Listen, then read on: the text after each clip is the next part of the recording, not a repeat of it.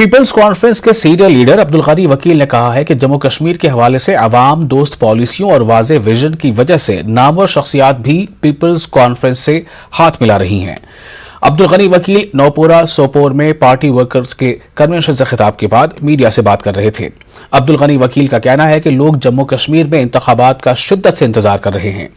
عبدالغنی وکیل کے مطابق ان کی پارٹی کے چیئرمین سجاد غنی لون نے بہت سے لوگوں کو ان کے ساتھ ملانے کا کام کیا ہے تاکہ انہیں امن اور خوشحالی کی طرف راغب کیا جا سکے۔ عبدالغنی وکیل نے ہر گھر ترنگا پر تبصرہ کرتے ہوئے کہا کہ وہ اس ملک کے برابر کے شہری ہیں اور لوگوں پر زبردستی صحیح نہیں ہے۔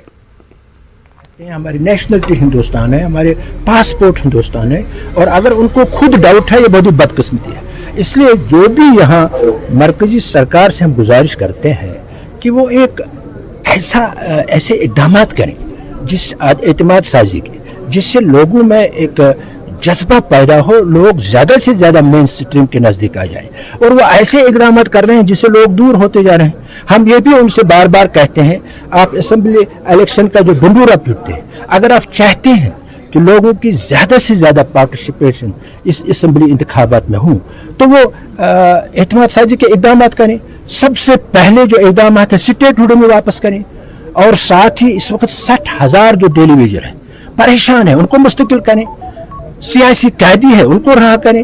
اور اسی طریقے سے ہمارے 2 انڈسٹریز خاص کر جو فوڈ انڈسٹری ہے، ٹورزم انڈسٹری ہے، محفوظ ہو کر آ گئی، ان کو ریجنریٹ کریں، اور تاکہ لوگ زیادہ سے زیادہ شرکت کریں۔ اگر بجائے اس کی وہ ایسے دباؤ دونوں کا استعمال کریں جس سے لوگ مین سٹریم کے نزدیک آنے کے بجائے دور ہو جائے، یہ بہت ملک کے لیے بڑا خطرہ ہے، اور جو بھی ملک کے مفاد میں نہیں ہوگا پیپلز کانفرنس اس کا ڈٹ کر مقابلہ کرے۔